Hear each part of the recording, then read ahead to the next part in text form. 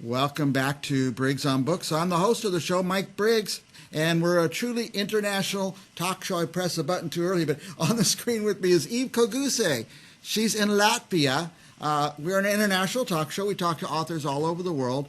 By the way, before we talk to Eve, I'm just going to put the cover of her latest book up on the screen, Broken Chances, and then I'll officially say, welcome, Eve Koguce. Welcome to the show. Hi, thank you for having me. It's very exciting to talk about my books. Yeah. It's a pleasure every time. You are our first Latvian author, so congratulations on that. And Wow. by the way, what time is right now in California? It's 10:30, 10:40 in the morning. What time is it there? It's almost 8 in the evening. Almost 8 in the evening. Okay. Wow. So Yeah. about a 12-hour difference then, I guess. Yeah. Eve, I'm going to pop some of these covers up. You don't just have one book or two books. You have multiple books. And congratulations on that. Many of our viewers are authors, aspiring authors, people trying to get their first book out. And you got your first book out, and then you just kept going, book after book. Now, you've been trying your whole life to be a writer. Is that correct? Actually, I wanted to be a writer since I was a teenager. I was at school. I was always writing something. It was poetry, and I also tried to write a novel, but it didn't work out, of course. But then for a while, when I started my education at the university, then somehow, real life sucked me in, and I had to make a career. I started a family, and for a while I didn't write. But then when I started writing again, it's you see the result: 6 books in 3 years. In 3 years, yeah, it's amazing. That's all the aspiring authors we talk to. That's exactly what happens. Life gets in the way, and we just can't figure out how to budget our time to do that. But once you got one out, you had it figured out, and you were able to continue.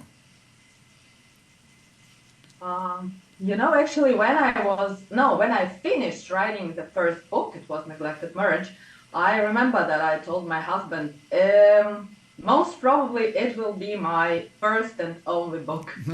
And he said, ha ha. And then, I started writing the sequel, Tangle of Choices, and I wrote it, in 4 or 5 months. And it was like a flash. And then I knew that I had to continue. Yeah. And when I finished my first trilogy, then all other ideas started to pop up, and I had to write them down. Now, which book is your first book? Neglected Marriage. It's the book 1 of the fantasy trilogy. Okay, what followed that one? I'm putting them up on the screen as we speak. Yeah, it's next one is Tangle of Choices. It's book 2. And then Shifting Directions. Nice. Shifting Directions. Yeah, Yeah. By the way, the covers are very attractive. Thank you. Yeah. Thank you. As a person who's always looking for my next book to read, it helps to have a cover that intrigues you and kind of pulls you in and gets you excited about the book. Now, did you write your first book on a typewriter? No, but I do have a typewriter, and it's somewhere in the basement still. In the basement, yeah. Sometimes I go down there and just dust it off. Now, But no. My first attempts at writing were at typewriter. on a typewriter. But yeah. it was 30 years ago, so. Yeah. My kids Oh, no. my kids are surprised when I tell them when I went to college there were no computers. We had to go to our school library and you put a quarter in and you could type for 20 minutes. That's how we used to write things Oh, wow. on typewriter. So you remember that. You went through the typewriter years. Now, you are the books, by the way, are on Amazon. I just went and looked. I pulled up your Amazon profile, and all the books are there, so they're easy to order. Who do you think will be buying these books? Who's your market? Actually, over the years, in these 3 years, I realized that my audience is more mature, people with some life experience, because none of my books fits into some category. For example, even my crime fiction novel, The Accidental Cop, it's not a crime fiction in its pure form. You know, it's not like somebody gets killed in chapter 1 and they find the murderer in last chapter. Right. So I think that all my books are mostly for more mature audience, and I hope worldwide audience, because 3 of my books are two of them are set in Latvia, and one has a Latvian protagonist, but it's set in the United Kingdom. And I think that people who like to broaden their horizons, they might be interested in reading such stories, because the locations and settings are, I don't want to say unique, but not really popular. For example, someone like me who didn't even know where Latvia was, I might be able to learn Yes. something about Latvia. Yeah, that's my dream, that That's good. people might discover my beautiful, amazing country through my books. Which one is about which books are set in Latvia? The Accidental Cop, but it's quite grim, because it's set in the decade we call here the savage 90s. Savage Because 90s. the decade after the USSR broke was quite grim. It was, you know, transitional times are always hard. Yes. They are never merry and jolly. So yeah, but my book, Finding Your Way, it's a coming of age story about a girl. She's 17, and she's trying to find her way in life. And it's set in Latvia, and her name is Zanda, and she decides that she wants to live in Latvia, to make a career at home. And it's very, I think, positive. And for those who want to discover Latvia and learn something about Latvia, Finding Your Way is the perfect book to start with. Very good, very good. Is there romance in your books? Yes, of course. The only book that doesn't have any romance, almost, it's The Accidental Cop. Accidental Cop, It's yeah. not romantic at all. That's okay, but I think that's what I'm going to read first. You sold me on it with your description. Okay, I'm glad. Not because there's no romance, just because it's in Latvia and the transitional period, and I'm a historian, and I think I will enjoy learning about that.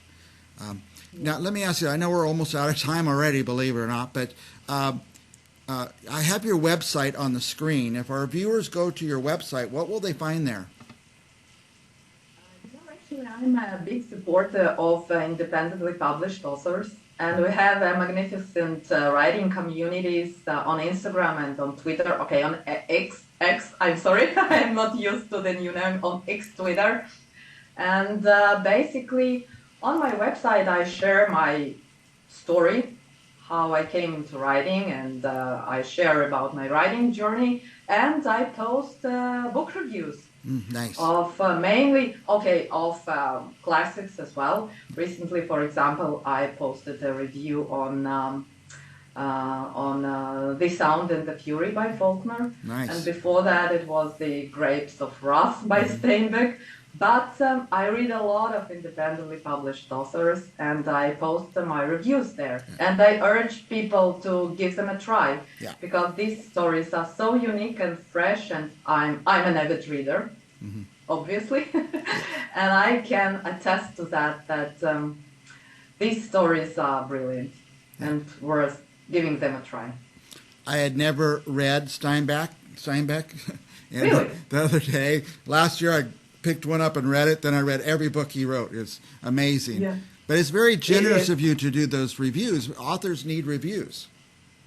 Exactly, because it's now the market is open and there aren't any gatekeepers. Right. But That's true. still, to find a way to our readers is still very hard. Yeah. Because it's all about advertising and placing your books in front of the right audience. Right. And it's hard because there are thousands, millions of books, and the new books are published every day. dozens, thousands, and yeah, that's a challenge. Yeah, And as I know myself how hard it is yeah. to find your readers, I try to help other authors to find theirs. And like I say, I'm an avid reader as well, and I'm always picking my next book. And where do you even start? That's why the reviews are very helpful for people like me who I'm always reading. So thank you for doing that. I'm going to go to your website. I didn't go there before the show, but now I'm convinced I need to spend some time there. Eva Koguce, am I close? Eva Koguce. Any last thoughts for our viewers before we're totally out of time? I would like to say that please read books, read different books. Don't stick to one genre. Broaden your horizons, and you will be amazed. And I think it will enrich your lives and make it more beautiful, as it does for me every day. And give independently published authors a try. Yes. It's worth it. Yeah. Well, thank you. You honor us by being our first Latvian on our show. And we want you to come back again and again. You're a fascinating person. I really enjoy talking to you. Thank you very much. I would love that. All right. Thank you. And for our viewers, stick around. We're going to have another author up right after this.